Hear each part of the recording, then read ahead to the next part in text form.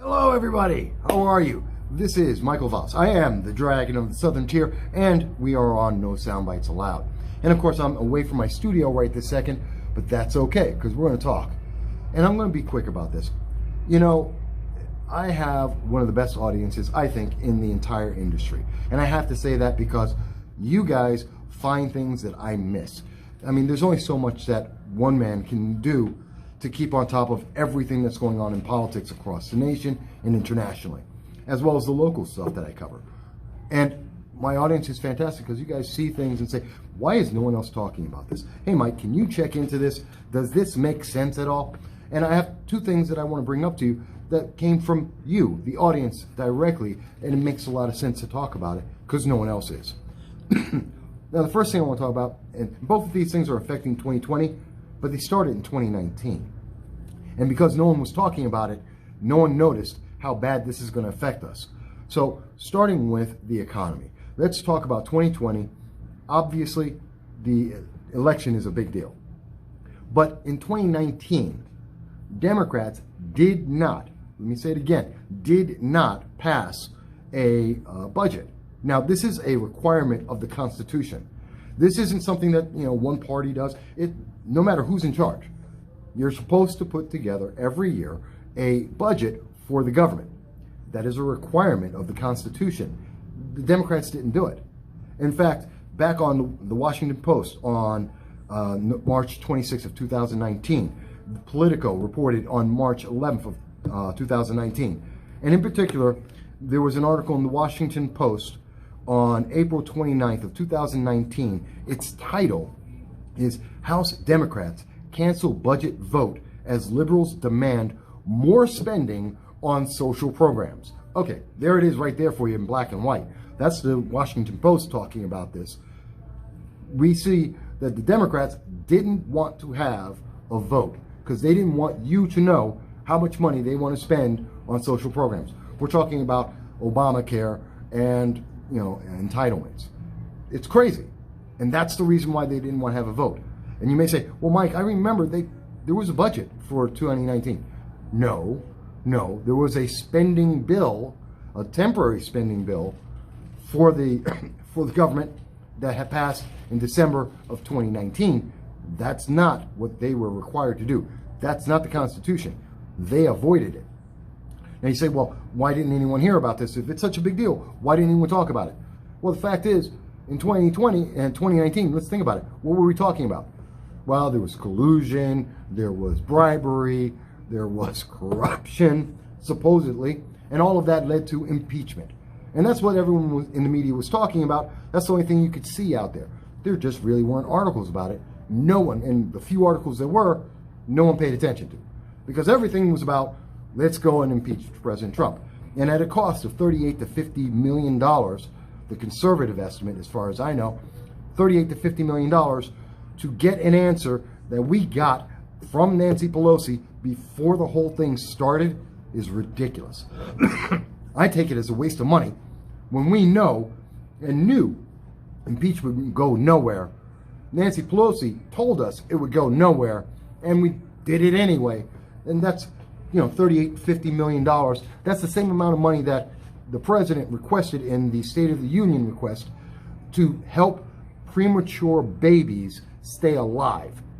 Something that the Democrats did not stand for. Something that Anthony Brindisi of the New York 22nd District in particular did not stand for. Something that Alexandria Ocasio-Cortez wouldn't go to the chambers for. She did not go to the State of the Union to be able to celebrate women and having great jobs and growth, nor was she there to be able to applaud and support premature babies staying alive.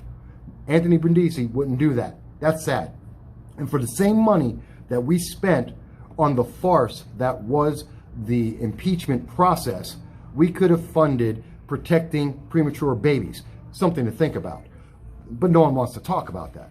But no one also wants to talk about the fact that Democrats didn't do their constitutional job. And the problem with that, the problem that they didn't do their job isn't just, well, they didn't do their job. It's the fact is that now in 2020, we have people like Gavin Newsom who are out there saying, well, the economy is really not that good because, you know, California's got a great, they're doing fantastic. They saved $21 billion. Gavin Newsom, let's remember, you're attacking President Trump on the debt. And I've heard a lot of liberals who are saying, well, the debt's going higher. Where were you when Obama was having the debt go higher? Where were you when President Obama literally doubled the national debt and for everyone combined before him? Every president before, all of their debt combined, President Obama under his administration doubled. If Democrats didn't care about that then, why do they care about it now? And we're nowhere near the same levels that President Obama put through. Well, that's because they want to attack the economy, because they have no defense. I mean, their answer is, let's raise taxes, which cuts jobs. Let's put in more restrictions, which cuts jobs. Let's go and do things like Medicare for all, which cuts jobs. They have no answer. But the answer that we are getting is, well, this is bad. Well, if it's such an important issue, if the debt is such a big issue, if the economy is such a big issue for Democrats, then why didn't they do their job in the Constitution and actually put out a budget? You got to wonder about this. I wonder about this. Why isn't more people talking about this? That why are they not doing their job if they want to complain about someone who's doing their job and they don't like it? Okay, you don't like how he's doing his job, but he's doing his job. What about you, Democrats in the House? What are you doing? So that's something that I think a lot more people should be talking about, especially as we go into 2020. I mean, like Gavin Newsom, he wants to tout how great he's doing with California. Let's remember, and as I said this to him in a tweet, Gavin Newsom, let's remember, California is $11 billion in debt, and that's going higher. People are leaving California. Roughly, I think it was about a half million people were leaving California. Yes, they got a lot of what they would call undocumented workers, but in other words, illegal aliens to take the place, and they net lost 100,000 people. But they're losing people. They're getting out of the state. And they have bills, which I'm about to address, that are making it harder for people to have jobs and businesses to stay open. You know, he's got no prize. And that doesn't even count the fact that 53% of the homelessness in the nation is in California, that people are leading. California leads in the number of people who are defecating on the streets, an award that only they can have. I mean, if that's what progressivism is, they can keep it. But let me move forward. Because the progressive paranoia, the progressive poison that is in California is spreading throughout the nation. And there's only, if it's in California, it comes to New York State. And if it comes to California and New York State under the leadership of Democrats, it goes to the rest of the nation as well. And what are we talking about here?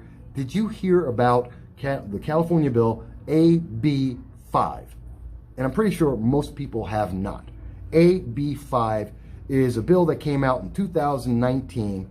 It was passed by the Democrats, and it's the AB 5 gig work bill.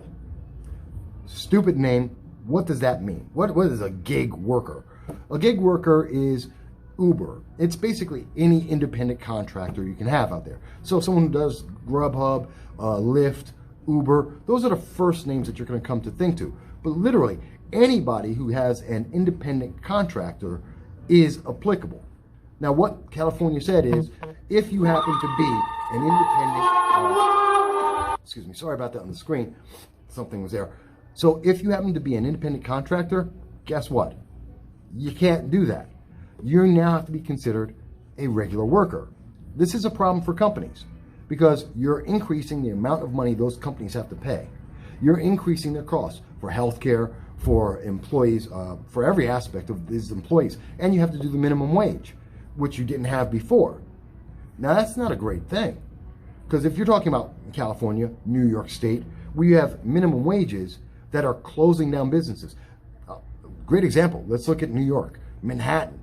We have the minimum wage, $15. What was the response by restaurants? Close down businesses, cut the number of employees, cut the number of hours for employees. And for the employees who were remaining, well, they had a problem too, because many of them were getting government aid, but now because they get the minimum wage, they still don't have enough money to pay their bills, but they lost the government aid they were receiving because they make too much money. So they get hurt too. In fact, this is what we see in everywhere. You want to look at Oregon and Washington State. You want to look in Colorado. Everywhere that they've had the minimum wage out there, you've seen more people lose jobs, more businesses close, and more people lose benefits and still not be able to survive than we've seen anywhere else. This has not helped people at all. In fact, that's why people are leaving California, and it's one of the reasons why people are in a mass country-leading exodus out of New York State. And this is something that they want to make national. I forget which one of the candidates, it was one of the lesser candidates, is now saying, oh, well, we should have a $22 minimum wage. Are you insane? How many businesses do you want to kill all at once? But going back to AB 5, AB 5 is now being considered in New York State. It's being considered in Illinois and a few other states as well. And the experiment, and these are always experiments, because that's what the progressive mindset is. They want to put out an experiment and see how it affects your life, and then they just widespread. Everyone's doing the experiment, and if it doesn't work, well, then it's a Republican problem. And it never works. So it's always a Republican problem why it doesn't work, even though the fact is they have a bad plan. But AB 5. So AB 5 takes the opportunity for you, if you want to be an independent contractor, which means you get to decide when you work, you get to choose your hours, you get to agree on a pay structure. Well, you don't get any of that anymore. You have to be an employee. And as an employee, you have to clock in, you have to clock out on the hours your company gives. You have to meet the standards of that company on a daily basis. That's not what people want as an independent contractor. And that's going to destroy a lot of businesses. Plus, the additional cost closes businesses. And this is devastating. One of the biggest businesses in upstate New York is people going out there and they're doing Uber, they're doing Lyft, and they're doing Grubhub. This is something that is helping people to supplement their jobs. And they're doing it on their schedule when they want to. I was in an Uber yesterday. Guy was telling me about how he only does it once every 2-3 months because he doesn't want to have too much in taxes. He would lose more money in taxes if he had to be an employee of Uber than if he was just doing it part-time when he wants to every couple of months. And he was doing it in particular right now because he's about to go on a trip. So he needs some cash on hand. So he went out and is doing Uber. Now imagine if he has to be an employee. He's getting hired and fired each time he wants to work and not work. He has to work a set schedule. He's going to get a minimum pay, but guess what? He's going to have standards to have. And if he can't keep enough people, if he doesn't do his job enough, well, he's going to get fired and then he won't get hired again. This is a detriment to him. And then he's going to get paid so much that he's going to lose that tax rebate he's trying to protect just because he wants some extra cash. There's some real world consequences to this. Something that Democrats often forget, the Democratic leadership, the progressives, the socialists out there, they don't think about what happens to real people. What happens to real people 6 months down the road, a year down the road? You know, they passed Obamacare and then they forgot, oh, let's have the 1099. Every business has to create a 1099 when you don't need that for everything. Everything is a 1099. It was bankrupting businesses before they said, well, let's get rid of that because it doesn't work. Well, how about you think about it first before you actually pass the bill? Same thing here with AB 5. Before you start destroying people's businesses, let's actually think about that. Kind of like with the minimum wage. Before you go out there and have businesses shut down or cut their employees, the number of employees they have, or cut the hours of those employees, maybe you do some math and think, you know, $15 an hour, it's not going to help people. In fact, the CBO, the CBO, 3 years ago in 2017 already told us it was going to take away more jobs than it was going to build. It was going to hurt 1 million more people than it helped. And all of this for a total number of people. You know how many people were affected by minimum wage? Because no one likes to talk about this. 3% of the nation. 3% of the nation. Roughly 1.5 to 2.1 million people in America out of 180 million people who work. That's who gets minimum wage. And almost all of them are under the age of 25 or over the age of 65. That's numbers. But anyway, there's a lot of things people are not talking about. They're not paying attention to. And these things are affecting 2020 because you're being told, oh my God, here's the greatest thing. Here's the best thing for you. And we're going to do it whether you like it or not, especially if you're in New York State. They're going to do it to you whether you want it to be done or not. And just get ready. So here's something. If you think people are losing their jobs, if you think people are leaving the state because of bad economics, if you think that this is something that's not going to help you, guess what? Get ready. It's happening. You're about to get that. And then they're going to try and take it national if the Democrats, if the progressives are able to win in 2020. Do you think they're going to have a 4% or less unemployment? Absolutely not. Because they already told you. Anthony Brindisi already told you. He wants to increase taxes, which means you're going to pay more money. Government's going to take more of your money, and they're going to spend it on entitlements for an undocumented worker, or in other words, an illegal alien, to give them a job that you should have. They're going to give that pay to them. They're going to give them health care, and it's coming from your pocket. You're going to be paying for someone else's college, whether you went to college or not, whether you paid off your college or not. You're going to pay for someone else to do that. You're going to pay for everything because Democrats want to take yours to give it to someone else.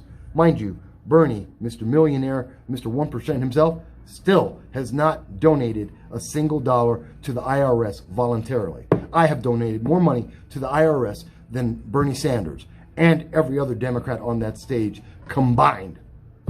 I tell you, it's crazy. So folks, I thank all of my viewers, everybody. You send me ideas, you keep me up to date. I thank you for that. I want to spend more time on this AB5 and what its consequences are. I want to talk a little bit more about what's going on with the budget and the economy, because Democrats are saying, well, it's horrible, it's terrible, this is not good. And I don't understand how more jobs, more people working, more businesses, I don't know how that's bad for America. I just don't get it. But we'll talk more about it. This is supposed to be short, so I'm going to go now. But I look forward to hearing your comments, your thoughts. You talk with me. Let me know if you think AB5 is good for New York, if it's good for America. Let me know what you think about the debt. Is it okay that the House of Republican Representatives are not doing their job, and then they're blaming other people for doing their job? You let me know. You can reach me at MV Consult on Twitter. You can reach us at Voss Political Commentary on Facebook. And of course, YouTube. You can go to No Soundbites Allowed. I'll talk to you guys again very soon.